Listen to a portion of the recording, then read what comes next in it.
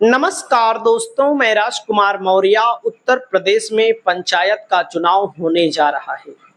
पंचायत के चुनाव को लेकर सभी दावेदारों की तरफ से तैयारी तेज हो चुकी है। आज की इस वीडियो के माध्यम से आपको बताने जा रहे हैं पंचायत का चुनाव कब होगा और पंचायत के चुनाव से पहले प्रधानों का बस्ता कब जमा कराया जाएगा। पूरी वीडियो को देखिए। आपको पंचायत चुनाव के संबंध में अगर कुछ पूछना है तो कमेंट करिए, आपके लिए स्पेशल हम एक नई वीडियो ला सकते हैं। सबसे पहले मैं आपको बताना चाहूंगा दोस्तों, यहाँ पर देख सकते हैं प्रधानों का बस्ता कब जमा होगा और बस्ते में क्या क्या होता है। और यहाँ पर मैं आपको बताना चाहूंगा नए प्रधानों को बस्ता कब मिलता है, यानी कि नया बस्ता कब मिलता है, इसके बारे में जानकारी होना आपके लिए अति आवश्यक है। वहीं पर पंचायत चुनाव सबसे पहले 2021 आपको समझना पड़ेगा, तभी आपको समझ में आएगा कि पंचायत चुनाव से पहले प्रधानों का बस्ता कब जमा कराया जाता है, इसके लिए नियम क्या है, प्रावधान क्या है और अनुमानित संभावित जो डेट है पंचायत चुनाव की, प्रधानों के चुनाव को लेकर जिला पंचायत सदस्य और क्षेत्र पंचायत सदस्य को लेकर यह चीज आप जान पाएंगे। सबसे पहले मैं बताना चाहूंगा, जो आपके सामने जिले दिख रहे हैं, इन जिलों में पहले चरण में मतदान होगा, ये मेरा आकलन है। क्योंकि जो पिछला चुनाव बीता है 2021, जहां जहां पहले चरण में चुनाव होता है वहीं वहीं पर अगले चुनाव में भी पहले चरण में ही चुनाव होता है। सहारनपुर, गाजियाबाद, रामपुर, बरेली, हाथरस, आगरा, कानपुर नगर, झांसी, महोबा, प्रयागराज, रायबरेली, हरदोई, अयोध्या, श्रावस्ती, संत कबीर नगर, गोरखपुर, जौनपुर, भदोही यहाँ पर पहले चरण में होगा। 3 अप्रैल को दोस्तों नामांकन दिया गया है। 5 अप्रैल को नामांकन की समीक्षा की जाएगी और उसके बाद 7 अप्रैल को नाम वापस लेने की तिथि। और यहाँ पर आपके सामने है प्रतीक चिन्हों का आवंटन जो होता है, 7 अप्रैल को ही आपको प्रतीक चिन्ह मिल जाएगा और 15 अप्रैल को मतदान होगा और मतगणना 2 मई को होगी। ये पिछला चुनाव है। अब इसी के इर्द गिर्द दोस्तों अब की बार उत्तर प्रदेश में चुनाव होना है। इसी के इर्द गिर्द कहीं और आपको कुछ नहीं समझना है भाई। 2-4 दिन इधर उधर हो सकता है, इतना तो आप सब्र कर ही सकते हैं। वहीं पर दोस्तों दूसरे चरण की अगर हम बात करते हैं तो दूसरे चरण में जो चुनाव हुआ था, मुजफ्फरनगर में, बागपत, गौतम बुद्ध नगर, बिजनौर, अमरोहा, बदायूं, एटा, मैनपुरी, कन्नौज, इटावा, ललितपुर, चित्रकूट और प्रतापगढ़, लखनऊ, लखीमपुर खीरी, सुल्तानपुर, गोंडा, महाराजगंज, वाराणसी, आजमगढ़, इन जिलों में दूसरे चरण में। तो इन जिलों में चुनाव की तारीख भी अलग होगी, नामांकन की डेट भी अलग होगी। तो यहाँ पर इन जिलों में दोस्तों जो यहाँ पर 7 अप्रैल को नामांकन होता है, 9 अप्रैल को यहाँ पर समीक्षा की जाती है दोस्तों। और उसके बाद मैं आपको बताना चाहूंगा, मतलब कि 7 अप्रैल से 9 अप्रैल 2 दिन नामांकन के लिए होता है, 2-3 दिन मिलता है। और 11 तारीख को दोस्तों चुनाव चिन्ह का आवंटन और उसके बाद 19 तारीख को यहाँ पर मैं आपको बताना चाहूंगा, 19 अप्रैल को जो होता है यहाँ पर तो होगा मतगणना वोट डाला जाएगा और 2 मई को मतगणना हुई थी। 1-2 दिन आगे पीछे यहाँ पर भी होना है दूसरे चरण में।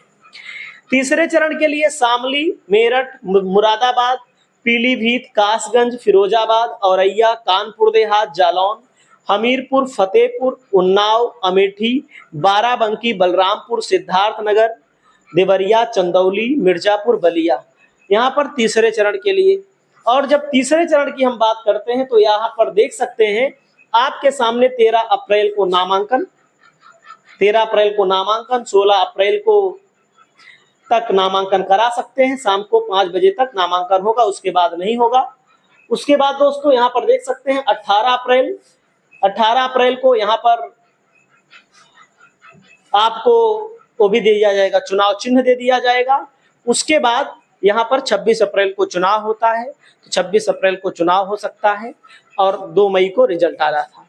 चौथे चरण की यही प्रक्रिया है। बुलंदशहर, हापुड़, संभल, शाहजहांपुर, अलीगढ़, मथुरा, फर्रुखाबाद, बांदा, कौशाम्बी, सीतापुर, अंबेडकर नगर, बहराइच, बस्ती, कुशीनगर, गाजीपुर, सोनभद्र, मऊ में वोट डाला जाएगा। कब?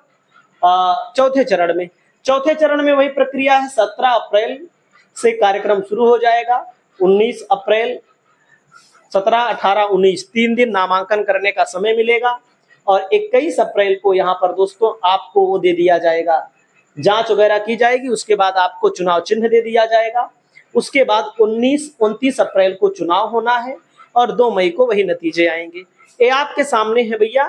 पहले चरण में 18 जिले होंगे, दूसरे चरण में 20 जिले होंगे, तीसरे चरण में 20 जिले होंगे, चौथे चरण में मतदान जो होगा 17 जिलों में होगा। यही एक मोटा मोटा है जो कि पहले से भी निर्धारित है। अब दोस्तों उसमें क्या होता है, क्या नाम है, बस्ते में क्या होता है? बस्ते में जैसे पंचायत चुनाव से संबंधित बस्ता का मतलब होता है जो लेन देन हुआ है, जो कागज में लिखा पढ़ा गया है, वही होता है बस्ते में।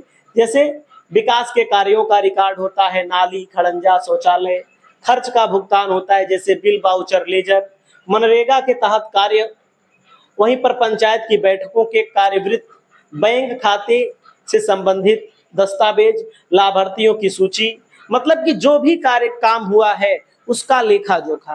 यानी कि बस्ते का मतलब होता है लेखा जोखा, किस किस विभाग से कितना पैसा आया और कहां पर खर्च किया गया, इसका ब्यौरा होता है।